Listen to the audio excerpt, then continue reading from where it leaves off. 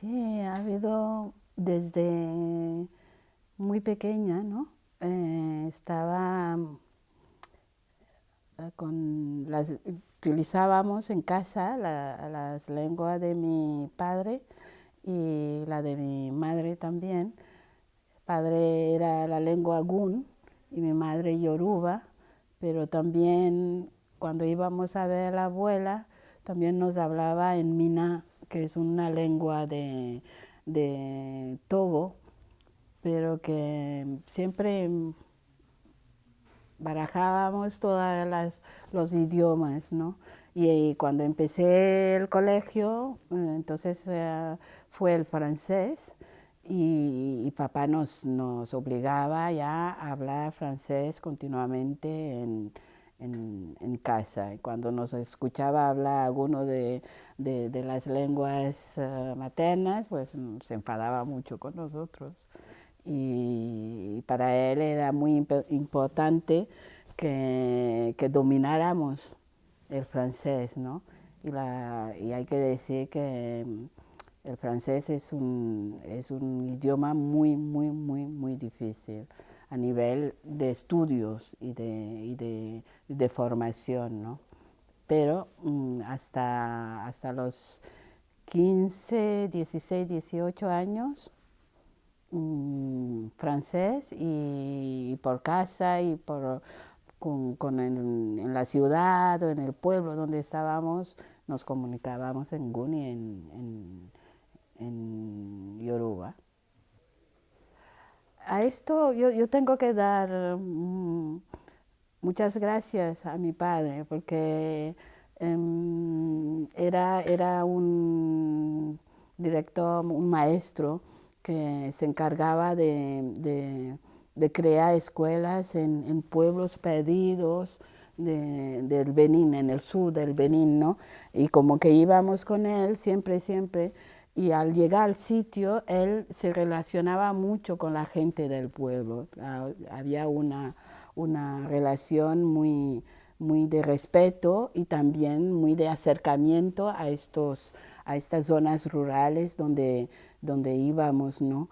Y hacía cosas que nos relacionábamos con los jefes de los poblados, con las mujeres, y allá pues entendí muchas cosas y aprendí muchas cosas de, del paisaje, digamos, de nuestro país. Era una fuente, es una maravilla porque aún sin darme cuenta bebo de esto, ¿no? O sea, creo inconscientemente en aquel momento, pues mi afición o mi gusto a todo lo que es tradicional de mi país viene allá. Depende, en los pueblos, bueno, cuando la gente acaba de hacer los labores de todo el día, espontáneamente empiezan a reunirse con los niños, con las mujeres mayores, todo el público, y espontáneamente empieza las sesiones estas de cuentos, ¿no? Claro, cuando digo sesión, la cabeza me va, Vicente, porque son denominaciones, ¿no? Que estamos haciendo, pero una cosa que nace espontáneamente como como una escuela de vida a través de los cuentos, pues no se puede llamar sesión, se llama, bueno, tampoco se puede llamar que es un divertimiento, sino, bueno, vamos allá y uno empieza, sobre todo los niños, o una mujer anciana que empieza y se va añadiendo más gente y se va contando, ¿no? Y al final a dormir. A veces se está acabando de cocinar, digamos, aquel plato largo de horas y horas, y mientras se va haciendo, se va explicando estos cuentos. Esto en las zonas rurales. En las ciudades ya hay que volver a ello, porque con la colonización y las mezclas de culturas, casi todo el mundo ya se olvida de esto. Entonces hay que convocar para decir, esta noche haremos cuentos y entonces allá se empieza a narrar cuentos. La única diferencia es el idioma. Hay el baulé, el añí, otros idiomas que son del país, pero el modo de contar también, sí que hay las fórmulas introductivas que son distintas, ¿no? Pero a nivel humano es casi lo mismo. Sí, bueno, lo que quieren contar, los cuentos, los ayurú, lo que quieren contar es más o menos historias y enseñanzas, ¿no? ¿Qué pasa? Por mi experiencia, veo que las mujeres son mucho más buenas narrando, porque tocan diferentes temas, que pueden ser los celos, la solidaridad, cómo ser respetuoso, como muchos temas que pueden salir así. Cuando las mujeres se lo narran y lo narran con gusto, notas que están haciendo un trabajo realmente. Y hay algunos hombres que también narran de manera que tú puedes ir aprendiendo de estas lecciones. Lo que pasa, se va permitiendo más, es lo que noto las últimas veces que voy a casa o incluso en Barcelona, cuando intento que algún africano me cuente cuentos, pues notas que ya son más tendenciosos, ya se van ya casi los temas que escogen ya tienen que ver con la mujer que es muy celosa y que es odiosa y que no hace caso al hombre, por lo tanto pues la moral del cuento dice bueno, no por esto vigilad, no confiéis todo lo que tenéis los hombres dentro a las mujeres, por ejemplo, pero son cuentos si le escuchas y luego también se puede discutir, porque esto es una de las características que tienen el hecho de explicar el cuento con todo el mundo, ¿no? Porque mientras se está narrando, el público va interviniendo, va riendo, va manifestándose y si está de acuerdo, no está de acuerdo y por qué, y es todo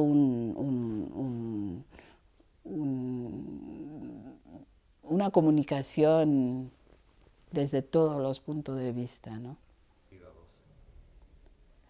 Yo creo que no lo aprendí, yo creo que ya se me dio, porque de pequeña también tenía unos primos muy mayores que nosotros, que cuando las vacaciones escolares, cuando nos reuníamos a casa de Nadí, mi abuela, a casa de papá, pues ya empezábamos a contar cuentos, ¿no? Y yo no me di cuenta de que ya lo llevaba, porque hasta creo que cuando conocí a mi marido, una de las primeras cosas que le expliqué, tenía 14 o 15 años, y ya le explicaba los cuentos así, ¿no? Me acordaré siempre un cuento además era un cuento de Costa de Marfil, una madre que tenía 6 hijos y de los cuales 5 eran chicos y una la niña, y castigaba mucho a la niña. La niña cuando se iba a buscar cosas en el bosque, los cerraba a todos, dejaba comida a los chicos, a la niña no le dejaba la comida y les decía, avisaba a los chicos, cuando vuelva, yo cantaré una canción y vosotros me abriréis la puerta. Y así pasa un ogro que oye que la madre canta y dice, pero ¿qué pasa aquí? Cambia la voz, entra, los niños no abren porque no reconoce la voz de su madre, pero cuando el ogro, que no es ogro, pero ogro, vamos a decir así,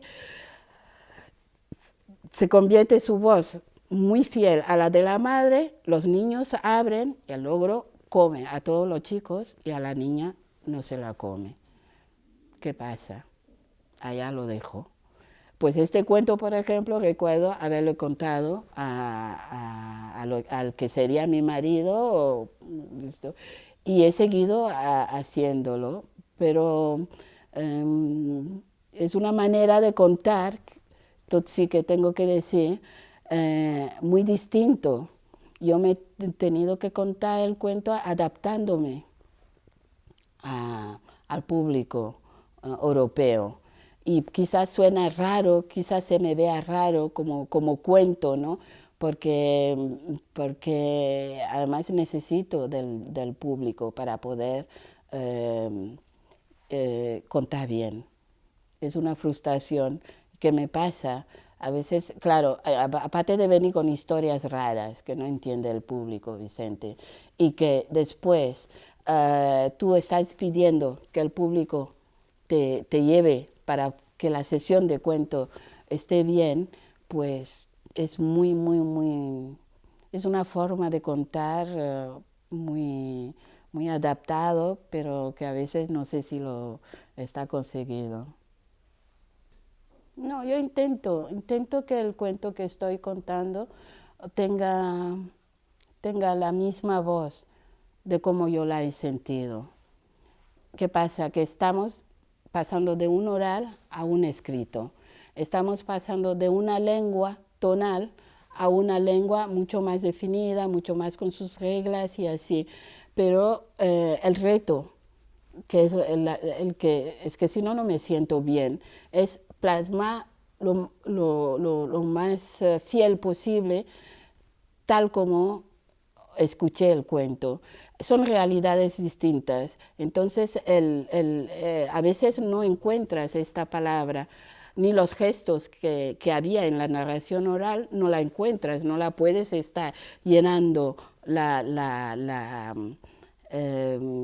transcripción o la traducción en papel con todos estos gestos, ¿no? Pero allá está el desafío de poder, por esto cuando luego alguien lee el cuento que he podido transcribir, yo no quiero decir adaptar porque no los adapto, intento que cuando se lea se resiente por lo menos un poquito de lo que yo he resentido al leer. Es un trabajo muy complejo y entonces con todo el vocablo, con todo estas palabras que ya para un beninés o un africano ya pilla todo lo que hay dentro.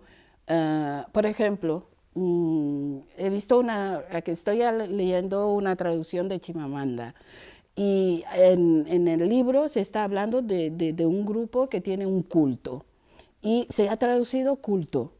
Este culto que está allá, enseguida cuando yo lo leí, ya sabía a qué se refería a este culto. Un lector español, mientras lo leía, decía yo, ¿cómo se imagina este culto?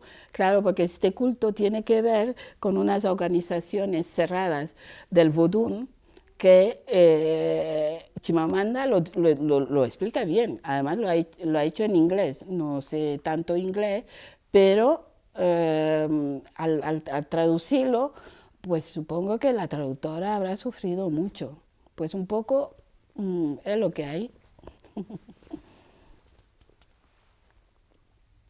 Ay, porque la narración del cuento es toda es un género completo, es una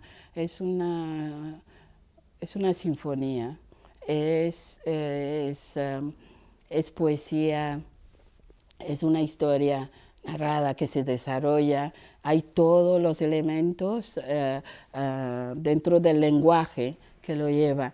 Intento a completar, digamos, esta búsqueda de transmitir un poco estos cuentos tal como yo lo resiento, ayudándome de la música para el público uh, occidental, español, catalán o francés, ¿no? No es que en las sesiones de los cuentos también en África no es que haya un músico allá, es que, por ejemplo, si sale un estribillo en un cuento, ya hay alguien que ya está tocando para seguir el ritmo de esta canción, ¿no? Que son canciones a veces versos, son para recalcar una idea. Entonces aquí como que también el percusionista, esto es otra parte, ¿no? La música también está hablando de algunas cosas, simplemente para acercar al público que no sabe,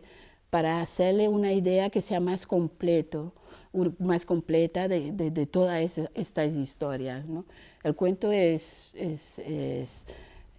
para disfrutarlo desde todos los puntos de vista. Y por esto, y además es una manera también de que el público sepa de la música, del balafón, del goni o del djembe, o de la calabaza también. Es que en España hay, África no es conocida en este sentido. No, yo solo un pequeño arena, grano de arena intento, ¿no? Para eso. Y que hay dos elementos muy importantes en cuando se explica cuentos, y es la palabra hecha, hecha, hecha historia y música a la vez. Es una obra casi total para mí, ¿eh? Sí. En mi caso, bueno, porque la gente me decía, ah, mi padre me lo decía también, y mi marido también dice, claro, como que lo oral, se dice en África, ¿no? Que cuando un viejo se muere es como toda una biblioteca que arde, y nuestra biblioteca está en lo oral. Y yo explicaba estos cuentos, y entonces me animaron a ponerlo en escrito para que no se pierda. Y entonces, bueno, voy intentándolo, y con los libros que he hecho de cuentos, y intentando recuperar algunos de estas historias para, para, en este caso, el público catalán y castellano.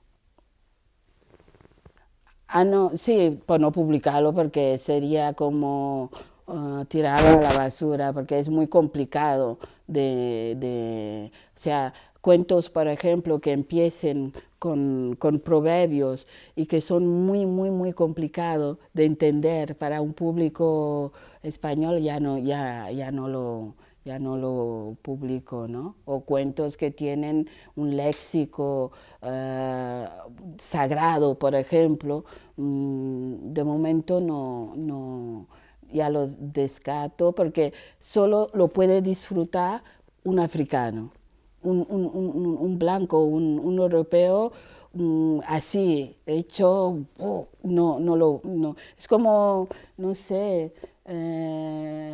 como algunos cuentos de aquí, que, bueno, hasta cierto punto nosotros los africanos lo podemos entender porque ya nos armaron para que lo entendiéramos, ¿no?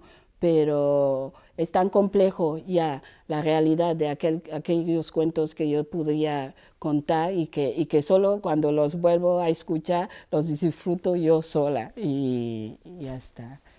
Sí, sí. Sí, porque son dos disciplinas distintas, ¿no? La oralidad y la escritura. Es que el papel a veces me pregunto si la escritura en este caso no es la muerte de la oralidad en este tipo, ¿eh? Estamos siempre en el contexto del cuento, y sí que además hay unas expresividades, unas onomatopeyas, unos gestos que escribiéndolo no lo puedes hacer caber todo allá adentro. Pero, y más en los idiomas africanos, que por ejemplo, un sonido como este quiere decir, es despreciar algo y lo estás en un cuento y lo quieres poner en papel, pues ya ves, ¿no, Vicente? Todo lo que en escrito, lo que tienes que hacer, o una mirada o un gesto, imposible. Pero hay que intentarlo. Y hay una cosa que en las generaciones de novelistas ahora que está africanos, que está muy Chimamanda, otros que son mujeres, fíjate, que están publicando mucho y hay como un renacer de la literatura africana. Fíjate que es curioso que están basándose mucho también en la tradición oral, en la de esto africana, para poder hacer unas obras que son una maravilla, digamos, ¿no? Desde este punto de vista estilístico. O sea que yo creo que se puede encontrar un punto maravilloso a lo García Márquez, que no sea del todo malo, ¿no? Pero en un principio, fríamente así, es casi incompatible, pero se puede. Ajá. Fue, fue, una, Fue un punto crucial en mi vida después de llegar a Europa, a España, y por una serie de cosas que percibía en la sociedad española y nada, y teniendo dos hijos que acababan de nacer y que estaban en una sociedad que éramos extraños aún los africanos. Ahora, por suerte, somos mucho más. Y yo tenía como una necesidad de hablarles a mis hijos de estas dos culturas, que es la de su padre y la mía. Y simplemente es como, claro, a veces pienso, bueno, para esto cógelos y ponles en el sofá y háblales, ¿no? Pero pensé decírselo pues para que se quedara, porque se va, ¿no?